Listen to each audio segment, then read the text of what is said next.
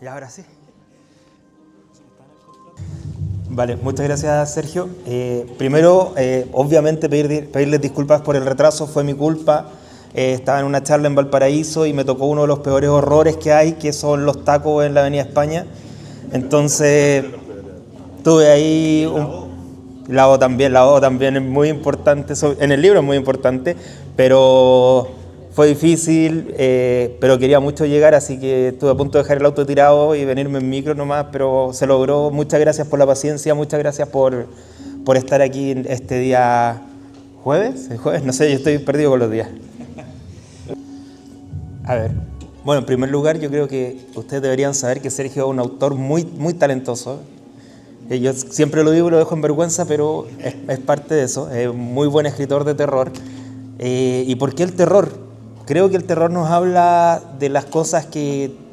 enfrentarnos a nuestros miedos, pero también enfrentarnos a lo que nos ocurre como sociedad. Tenemos ejemplos un ejemplo que a mí me gusta mucho es este de Alien, El octavo pasajero, que es una película que ya estaba sacando la cuenta, tiene como 30, 40 años.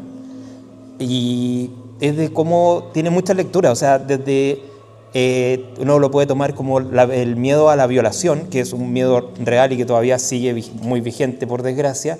Tenemos también la percepción que tenía los Estados Unidos sobre la Unión Soviética, que estos gringos que van en su nave y son atacados por un ser misterioso que no tiene ojos, que no es igual a ellos, que no piensa como ellos, representaba mucho de ese tiempo. Entonces a mí me gusta esto del terror, que habla mucho de otros temas sin ser tan obvio, sin ser tan directo. Creo que el terror nos permite mirarnos a un espejo, pero también mirar el espejo de la sociedad. Sí, bueno, como te contaba, lo audiovisual ha sido algo súper importante en mi vida. No sé si tuve el beneficio o la maldición de que cuando yo tenía 4 o 5 años, mi mamá ya me ponía a ver Alien, Depredador, Terminator. Entonces, La Cosa, crecí viendo terror, crecí en este espacio de los grandes eventos de Canal 13, los bestsellers de TVN. Voy a ir a buscar el canal subterráneo porque con eso se me cayó. El tema es que tiene mucho que ver con esto de cómo la cultura pop nos va nutriendo, y mis inspiraciones también parten de otro autor que es muy cultura pop, que para mí debería ganar el Nobel, pero sé que nunca lo va a hacer porque es muy palomitero, que es Stephen King. Para mí es un maestro no solo del terror, creo que sus mejores libros no son de terror, sino que La Milla Verde, Stand By Me, que estaba tratando de acordarme el nombre en español, 22-11-63, que trata sobre el asesinato de Kennedy. Son libros que uno ama a los personajes y odia a los antagonistas, y eso ya es una cosa que un libro bien logrado. Hoy día justo en la otra charla estaba conversando y les decía, si el malo de la historia te cae bien, es un muy buen libro. Y le daba el ejemplo del Silencio de los Inocentes, donde Aníbal Lecter se roba el protagonismo a pesar de aparecer en tan pocas páginas. Entonces, mis influencias, la cultura pop, mi influencia Stephen King por donde sea, Pesadilla, Manuel Rojas también, su visión de Valparaíso. Yo crecí en Valparaíso desde alrededor de la Plaza O'Higgins. Estudié en la UPLA, que la UPLA, un dato que me enteré hace unos 3 meses, fue un cementerio. Entonces, donde a mí me hacían clases en el subterráneo, también encontraron huesitos y de todo. Sí, sí, la UPLA fue un cementerio. También ¿les puedo contar la historia? Ya, en Valparaíso, a principios de 1900, existen varias epidemias, entre ellas la de la viruela, y Cementerio 1, Cementerio 2, Cementerio Disidente ya están quedando llenos, repletos, y dicen, oye, necesitamos otro cementerio. Uno pensaría el cementerio número 3, pero no. Ocuparon este espacio que era el Parque Alejo Barrios, y a pesar de que el sector estaba siendo ya habitado y que por la forma del terreno no era un terreno recomendado para poder instalar un cementerio, vienen e instalan este cementerio, entre comillas, de emergencia. Y bueno, pasa lo que tiene que pasar en Chile. Este cementerio dura 20 años porque los aceites que desprende el cuerpo, los olores, no son muy agradables para los vecinos, así que se decide crear el cementerio número 3, que es el que queda al final de Playa Ancha, o sea, al medio de Playa Ancha, pero el final para algunos, bueno, una cosa enredada del cerro más grande de Valparaíso, pero se da la orden de trasladar todos los cuerpos hacia este nuevo cementerio y enterrarlos en una fosa común, cosa que obviamente, como estamos en Chile, lo hacen a medias. Toman algunos huesitos, se los llevan, pero en principio de los 2000, cuando ya están instalando el cable de fibra óptica que llega por la playa Las Torpederas, empiezan a encontrar huesitos por todo el lugar. Después empiezan a arreglar el estadio Elías Figueroa, más huesos. Empiezan a arreglar el edificio de rectoría, muchos más huesos. Así que toda la UPLA, todo ese sector sigue siendo un cementerio no oficial, por decirlo de alguna manera, sigue siendo un espacio un poco siniestro, porque si ustedes van a la UPLA, no es una universidad muy luminosa, o sea, acá hay muchas luces. Allá en el pasillo que estaba yo, que era el subterráneo, normalmente fallaban las luces, entonces tenía este ambiente de terror y ya tenía esta atmósfera sin saber que había un cementerio, así que yo creo que parte de lo que va a ser un próximo libro. Como yo he intentado crear este Valpoverso, trato de que todos mis relatos ocurran acá, ocurran en Valparaíso, pero que la ciudad no sea solo un decorado, que no solo sea la imagen de fondo de las historias que transcurren, sino que sea parte de ella.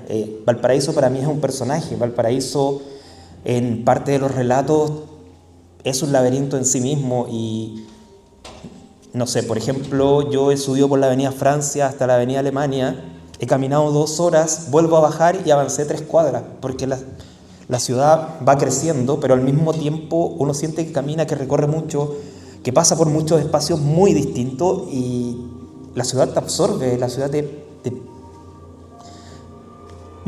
tú no eres un visitante de Valparaíso, sino, bueno, si vas a Cerro Alegre y Cerro Concepción, que son más turísticos, sí, pero si tú empiezas a romper los límites, te empieza a transformar en parte de la ciudad. Yo creo que eso es muy de lo que trato de transmitir, de Valparaíso, darlo a conocer como un espacio que son más de 40 cerros y que es un ente vivo.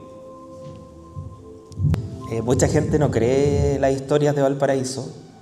Mucha gente no cree que, por ejemplo, está la historia de que Francis Drake escondió su tesoro en los acantilados de Playa Ancha frente al faro, a pesar de que diversos autores han registrado estos mitos, igual porque nunca hay algo tan certero, y estas cuevas y estos tesoros escondidos son parte también de la mitología universal, de los temas universales.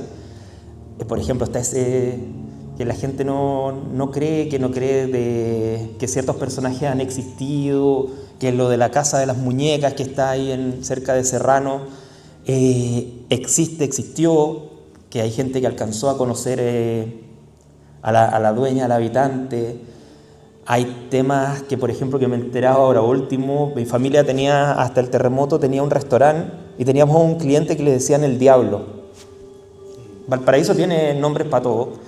La cuestión es que después, con el tiempo, el año antepasado, me entero de que en realidad le decían el Diablo porque pertenecía a una secta satánica, que no tiene por qué ser algo malo, porque el satanismo y el luciferanismo tienen que ver un poco con el acceso al conocimiento y la iluminación. Lo otro es una mala interpretación, que es la más conocida.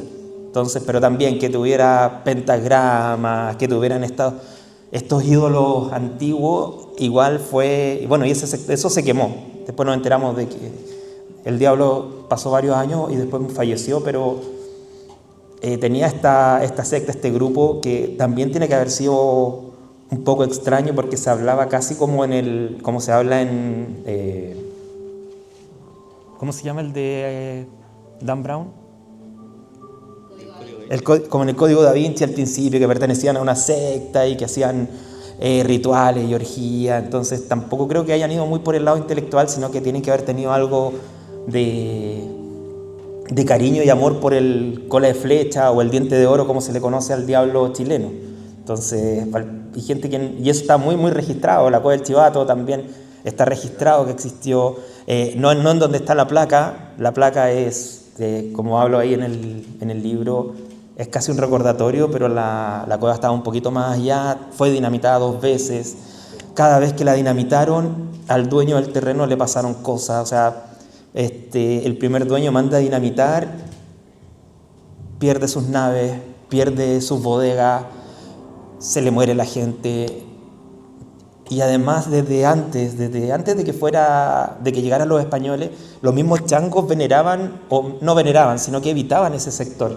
Entonces era ya venía como muy cargado de esta como realidad mística, esta realidad deimónica que yo le hablo, de que no es tan racional, sino que le da un poquito de espacio a esta fantasía, a estos mitos, a estas leyendas. Y entran muchas cosas. Entonces hay gente que dice, no, esto no ocurrió. Señora, está la escalera ahí. Es como, no, y Émile Dubois no existió. O sea, yo digo de Émile Dubois que fue el primer... Los porteños estamos tan piteados que tenemos un asesino en serie y lo transformamos en santo.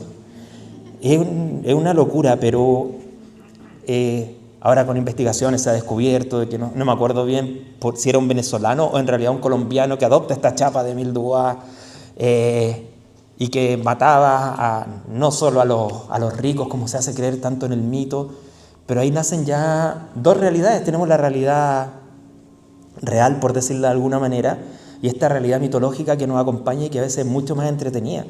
O sea, entre creer y no creer, yo prefiero creer que es un santo asesino, porque además no le hago daño a nadie, no molesta a nadie, es ficción, no vamos a alterar, no vamos a mover la aguja de la historia, sino que entretengámonos un poquito, riámonos, asustémonos con nuestra historia.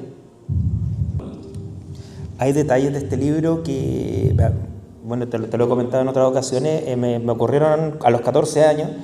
Era un adolescente bastante retraído y me fui al Paseo Atkinson a escribir un cuento de terror, de vampiros, pretensiones de nada. Y de repente el día está soleado, muy lindo, cantan los pajaritos, están todas las casas todavía estaban bien cuidadas en ese sector. Y termino de escribir y digo, voy a caminar un ratito más, empiezo a avanzar, bajo por una escalera, que siempre se me olvida el nombre, soy la peor persona, me dedico a investigar sobre Valparaíso, pero se me olvidan muchas cosas, así que les pido disculpas por eso. El tema es que bajo esta escalera de piedra y estaba nublado, como que se había conchado la vaguada en este callejón y era como volver a 1800. Y ahí yo me pasé 1000 rollos de miedo y ahí creo que caminé muy muy rápido. Ahora esa calle está llena de locales turísticos y perdió toda esta magia terrorífica. No sé, yo me imaginaba que Jack el Destripador podría aparecer por ahí. Y tenemos un autor que es el autor de Caso 63 del podcast, que escribió su novela sobre Jack el Destripador en Valparaíso. Entonces, yo creo que todos los locos terminan acá en esta ciudad. Terminamos. Sí, soy de recorrer los lugares, averiguar en la biblioteca Severín, recorrerla un poco a veces uno pensaría que hay más bibliografía sobre Valparaíso, pero es muy acotada y a veces llega a ser muy repetitiva. Me gusta preguntarle a los curaditos de la Plaza Echaurren que me cuenten su historia y con eso ya voy armando un imaginario que ya también estaba en mi cabeza, donde voy sumando historias que me ha contado mi familia, un montón de locuras que han ido apareciendo, así que ahora sí siento que responde un poquito más redonda la respuesta y no me fui por las ramas como siempre. Relación con el lugar donde yo iba a carretear con el carnet adulterado a los como 16 años y que sigue siendo uno de mis bares favoritos por la música, por el ambiente y porque está ahí pegadito al cerro y me parece eso muy muy interesante. Máscara, que yo quería, justo estaba muy pegado con la trilogía de Bill Hodge de Stephen King, es un detective que está averiguando sobre una masacre, y me quedó dando vuelta cómo era escribir sobre un detective. Pero en Chile los detectives privados no existen, o no tienen las atribuciones que tienen en Estados Unidos. Y tenía muchas ganas esto es un spoiler, pero que al final da casi lo mismo, de hablar del chivato, que es uno de mis mitos favoritos, y había pensado que el protagonista en primer lugar era un nochero que estaba cuidando un túnel que estaban haciendo para atravesar Valparaíso porque iban a agrandar el puerto, bla, bla, bla. Pero dije, un nochero lo van a hacer pebre al tiro, no va a durar nada, no tiene recursos, no tiene herramientas. En cambio, este detective que está volviendo además de un drama, que viene una licencia grande, que no está tan seguro de sus habilidades por lo que ha pasado. Todo eso lo explico en el libro que estoy escribiendo ahora, por si acaso. Vienen ahí con la precuela. Pero quería hacer algo policial, quería hacer algo que hablara de este Valparaíso donde la mitología roza la realidad, donde no es necesario que uno la viva, pero que está ahí, que está siempre, siempre contigo.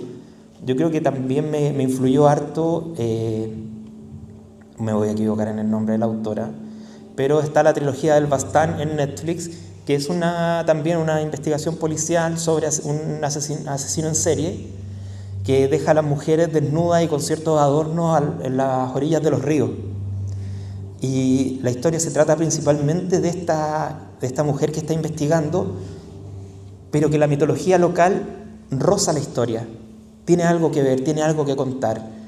Tiene unas cuevas donde encuentran unos huesos, pero que no tienen tanto que ver con estos asesinatos, pero sí, y después tú te vas metiendo en los otros libros, y te vas metiendo como en un mundo surrealista, pero de una manera tan delicada, tan sutil, que uno lo siente natural, que uno siente que es parte de la historia y que no tienes ese como pie forzado. Entonces eso me gustó mucho también, de hacer parte de la mitología, hacer parte de los seres que hemos creado como sociedad, pero tenerlos ahí en un ladito, que pasen por el lado, que tú no sepas que ese gallo que caminó atrás tuyo era un vampiro, que la mitología chilena y la historia chilena está documentado que hay un montón de vampiros. ¿Puedo contar una anécdota antes? No sé si ustedes han visto o han leído los libros de Crepúsculo, esos vampiros que brillan brillan en el día, que parecen modelos. Bueno, dentro de esos libros hay unos vampiros mapuches. No sé si en el segundo o tercer libro, no tengo idea. Entonces ustedes se preguntarán, ¿por qué hay unos vampiros mapuches en el libro de una gringa? ¿Qué tiene que ver? Bueno, ella junto con su esposo son mormones, y su esposo estuvo haciendo misiones en Chile, sobre todo en el sur de Chile. Y ahí empieza a conocer toda la mitología mapuche, y se va con harto material, con hartas cosas para contarle a su esposa, así como, oye, los que brillan también brillan por allá. Y de ahí, por eso de ahí viene Chile metido en Crepúsculo, Y ahí después podemos hablar de los mapuches rubios de Guinea, que no sé si saben que hay unos mapuches que son rubios, y un montón de historias más, pero si no me voy a ir para el otro lado. ¿Qué cosa repetiría? Creo que participar en talleres de escritura fue lo más motivante para esto, darte cuenta. Con Sergio tomamos un taller de literatura juntos durante la pandemia, entonces uno veía la reacción del otro a través de la webcam, y yo decía, oye, parece que les gustan estas cabezas de pescado que estoy hablando. Y yo veía y se escuchaba a los otros chicos que eran muy buenos describiendo ambientes, Sergio muy bueno escribiendo diálogo. Entonces yo decía, ¿qué hago acá? Pero después veía la reacción de los chiquillos y era como, parece que algo hay. En un principio yo estaba muy, muy enfocado, quizás influido por el Pancho Ortega, con la ciudad de los Césares, con el sur de Chile, con la mitología de allá, pero decidí enfocarme en este libro, en Valparaíso, que era lo que yo más conocía. Entonces, creo que una de las cosas más importantes para empezar a escribir es escribir sobre lo que uno sabe, pero no me refiero a lo que uno sabe de cosas empíricas, porque si no, no podríamos escribir de ciencia ficción, no podríamos escribir de un montón de cosas, sino de qué temas queremos abordar, qué temas nos interesan. Nos interesa no sé, algún genocidio, nos interesa los derechos de los niños, y a ir buscando qué temas son de nuestro interés. Todos tenemos cosas de las que queremos hablar, de las que queremos opinar, y que principalmente el terror es una muy buena puerta para poder hacerlo sin que sea obvio, y creo que eso lo hace muy bonito. Dentro de las otras cosas, para que no se me vaya la onda, bueno, trabajar el manuscrito no de manera infinita. Uno siempre va a encontrar que algo puede mejorar, uno siempre va a encontrar que esta palabra podría ser mejor y todo. Yo corrijo las cosas unas 3 o 4 veces, y en distintos momentos, primero mientras lo escribo, después al día siguiente cuando voy retomando, para engancharme a la historia, voy leyendo las páginas anteriores y corrijo algunas cosas. Tener una libretita al lado, cosa de mantener la coherencia, y decir en este momento, ok, la historia está lista, está redondita. No es perfecta porque ninguna historia va a ser perfecta. Tenemos, por ejemplo, a Lovecraft, que habla de lo indescriptible y lo inefable, y se puede echar 10 páginas describiéndote una pared. Como Lovecraft me encanta, pero no es tan buen escritor. Es quizás un gran creador, pero son cosas, y sus textos son geniales y uno los admira, pero no son perfectos, y nadie tiene un texto perfecto, nunca un cuento va a estar terminado. Solo está ese momento que uno dice, ok, esto es lo que quiero comunicar, se entiende bien, no tiene faltas de ortografía, lo voy a mandar a una editorial. Y ahí viene la parte más terrorífica para cualquier escritor, porque uno empieza a mandar. Primero, no puedes mandar un correo estándar con copia a todas las editoriales porque no te van a pescar. Uno empieza a escribir, a buscar, a hablar con cierto conocido del conocido, y viene este tiempo de espera. Hay una editorial me respondió hace como 2 semanas que igual les interesaba publicar el libro. Dije, bacán, igual lo podéis pasar a comprar a la librería. Conozco otro escritor que también soñar en grande, pero que quería que las editoriales transnacionales lo publicaran de inmediato. Por desgracia, las grandes editoriales son en este momento muy difíciles de entrar para un escritor emergente, a menos que seas un influencer con 800.000 seguidores y que te den la seguridad de que lo vas a vender. Incluso así no se venden. O sea, hay libros de una autora chilena que se dedica a ser influencer, hizo un libro de terror, y después al año siguiente en la Feria del Libro de Santiago lo estaban vendiendo a 3 lucas. Y da lata, así como que cómo se valora tan poco el trabajo de un autor. Y también, no sé, yo creo que hay escritores mucho más talentosos que no se les da la oportunidad porque no son conocidos. Pero entonces la escritura y el enviar los manuscritos es una aventura. Yo tuve la suerte que Aurea me respondió que la editorial a la que pertenezco, a la que le vendí mi alma,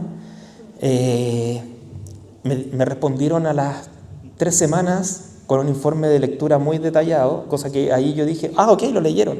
Porque hay otras editoriales que solo te dicen, te vamos a publicar, pero páganos tanta plata porque hay que asegurar los ejemplares. Y es como un poco raro. Y tuvimos este intercambio, firmamos contrato, y fue como, nosotros ya cerramos el calendario de este año, pero el libro está bueno, así que lo vamos a meter. Ahí me pasaron todo esto fue muy, muy virtual, con un editor que estaba viviendo en Argentina, que él me mandó algunas correcciones. En realidad no le gustó casi ninguna de mis historias, las encontraba fome, pero me mandó cierto feedback que me gustó y que me ayudó a mejorar el libro. Y ahí llega el momento de empezar a conversar con el ilustrador y hablar de la portada. O sea, en la portada yo necesitaba, por ejemplo, lo más importante para mí era que tuviera esta reminiscencia a Lovecraft, pero que también tuviera acá abajo la micro O. O sea, yo hablaba con el ilustrador y él,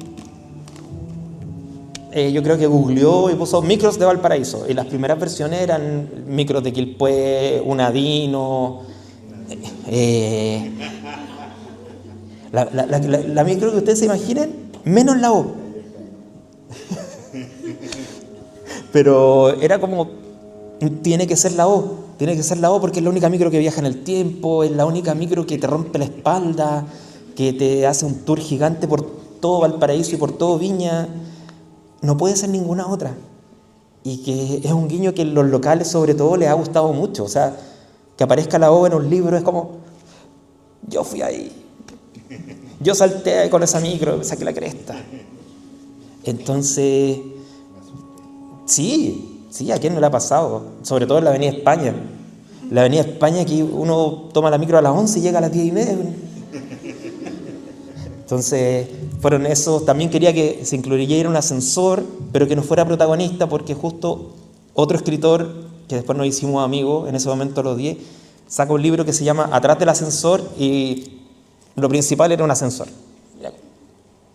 Me acordé de su familia harto, así que ahí tuve que replantearme la portada, pero tenía este elemento de la O, este ser medio marítimo y escamoso, que es muy parte de la mitología nacional, que donde somos un país de mucha costa, nuestros seres son muy de mar o de lago, y que un protagonista, que un personaje no se viera, porque creo que cuando uno lee un libro, uno es todos los personajes, uno es el bueno, el malo, el monstruo, la señora que está barriendo afuera, somos todos los personajes y nosotros les vamos poniendo caras.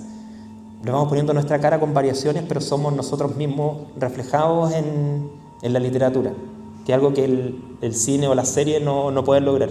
Si van a escribir en el computador, desactiven internet, uno se distrae demasiado, o sea, yo en una página me puedo demorar un día entero por estar viendo pelotudeces. Instagram, TikTok, Facebook son unos comedores de tiempo y te alejan de tus sueños. Tú puedes ver muchas cosas entretenidas, pero te alejan mucho de tus sueños. Así que yo creo que un primer consejo sería, si vas a escribir en el computador, en la tablet o hasta en el teléfono, desconectarte de la red, de este gran hermano que nos vigila a todos de manera voluntaria. Nosotros en 1984 las cámaras estaban impuestas, acá nosotros vamos felices tomándonos selfies, yo estoy grabando esto, pero desconectémonos un poquito del mundo. 5 minutos sin el teléfono se les van a hacer eternos las primeras veces, pero después es maravilloso no revisar las notificaciones. Lo segundo, tener siempre una libreta o el bloc de notas del teléfono para ir anotando las cosas que a uno se le ocurren. Puede que no sirvan para lo que tú estás escribiendo en ese momento, pero te van a servir en alguna idea, alguna locura va a aparecer o va a quedar ahí. Y creo que lo más importante es atreverse. O sea, yo sentía mucha vergüenza de mostrar mi escrito. Sergio fue de los primeros también que los conoció. Después, cuando vi esa respuesta en el taller, dije, ok, no soy tan indecente como pensaba. Mando a las editoriales me dan ciertas respuestas que me gustan, hay otras que no, esta que se demoró como 3 años.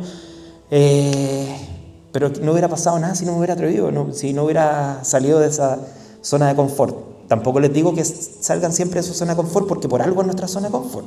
Vamos de a poquito, vamos explorando, pero tampoco lancémonos 100% a lo nuevo, porque si no vamos a terminar un poco abrumados y en terapia. Pero atreverse a escribir, atreverse de a poquito. No se lo muestren a la mamá ni al papá, porque ellos van a encontrar todo lindo. Sí. Bueno, menos mi mamá, porque mi mamá yo le regalé el libro y todavía no lo pesca, pero eso son detalles. Pero eso es atreverse, encontrar gente que sea también capaz de ser honesta, de decirte, sabéis que esto está súper bueno, pero esto es horrible. Pero por esto y por esto. Porque decir que algo es malo, creo que es lo más fácil y lo más recurrente, sobre todo en Internet. En Internet, en los foros, todos podrían haber sido Spielberg, todos podrían haber escrito como Shakespeare, pero nadie se atreve. Yo creo que la gran diferencia entre unos y otros es el que hace cosas. Cuando tú empiezas a hacer cosas no te das cuenta y terminas en el aula de una universidad hablando de un libro que hiciste mientras viajabas en el bus, mientras estabas sentado en un mirador, mientras en la noche estaba ahí con insomnio, y feliz de dónde te van llevando esos pasos, como en el Hobbit, donde Gandalf le dice se me olvidó el nombre, pero le dice: ten cuidado con las puertas porque te llevan a caminos que uno no sabe dónde van a terminar. Así que yo creo que esa es la gran reflexión. Sí a todo. No, ha sido el terror. Yo soy la persona más cobarde del mundo. Yo la noche me levanto para ir al baño y después apago la luz rápido y parto corriendo, me pego en el pie y ya como que después de los 30 dije así como, ya, ok, tengo que admitir que soy un cobarde, si no... Pero me enfrento a ese montón de ropa y que está ahí en la pieza y que uno sabe que hay alguien escondido. Es muy... Creo que tener miedo es muy normal y es muy propio, y hay que dejar de pensar en que es algo malo. Son años de evolución que nos están diciendo: cuidado que algo pasa en las noches, cuidado que algo pasa por ahí en los bosques. Y sí, me ha ayudado mucho la escritura a matar ciertos demonios. He podido exorcizar cosas que transcurren en la vida de una manera muy terapéutica. Sobre todo el libro que estoy escribiendo ahora, que no tiene nada que ver con terror, pero al final todo tiene que ver con uno. Uno escribe desde su propia experiencia y al final nuestros demonios y nuestros ángeles están ahí presentes. No sé si me quedó algo por responderte. Soy una persona demasiado dispersa. Los relatos no los escribí en orden, fueron apareciendo. Podía estar en una historia y estaba a la mitad y me quedaba sin idea y partía con otra historia nueva, otras historias que no están publicadas, porque la idea era mantener el lápiz o el teclado en movimiento, cosa de que el hámster que uno tiene acá arriba nunca se quede quieto, estar buscando ideas nuevas, como le decía ella. Uno siempre tiene que estar dándole, y algo queda y algo te va a nutrir para futuras historias o incluso para ti mismo. O sea, yo me di cuenta de que había escrito sobre cosas que en realidad me importaban, pero las escribí dándole nomás, dejando que todo esto fluyera, y después revisando uno se da cuenta de que deja su vida, deja su historia, deja su recuerdo en un libro, a pesar de que uno no quiera, a pesar de que se escriba en una historia sobre una galaxia muy muy lejana o una nave que está recorriendo para donde el hombre jamás ha llegado. Al final todas las historias son humanas, y eso es lo interesante y lo importante de estas historias. Hasta cuando los protagonistas no son humanos, también son historias humanas. Hola Jorge Guillón. Primero felicitarte por tu libro, me llamó bastante la atención. Seguido a esto, decir que han existido obras respecto al Valparaíso y han pasado desapercibidas. Sí. Suelen hablar siempre de esta, y aún así hay más lugares con las mismas vibras dentro de la región completa. Sí. En base a esto, ¿crees que surja la posibilidad de ampliar este universo a través de la región entera y no solo abordar el Valpoverso, como dices tú? Sí, pero no creo ser el indicado para tomar esta historia. Tengo amigos, desde que empecé a publicar, he conocido muchos escritores muy, muy talentosos, que también de Olmué, Villa Alemana, Quilpué, Calera, que tienen muchas historias locales. Entonces tampoco me gustaría pasarlos a llevar, siendo que mi mundo, mi universo es Valparaíso, lo conozco bien, me dedico a divulgar la historia de Valparaíso, entonces capaz que, ¿sabéis que en algún momento lo haga igual? Pero de buena primera, no. La respuesta cordial, la respuesta educada. Pero si se me ocurre una buena historia, llega un buen dato, sí lo voy a escribir igual. O sea, gracias por hacerme ventilar mi vida. Las preguntas definitivamente me dan viniendo más a innovación personal que la misma pregunta que teníamos preparada. Así que también gracias por la honestidad a Jorge. Repitamos un fuerte aplauso por este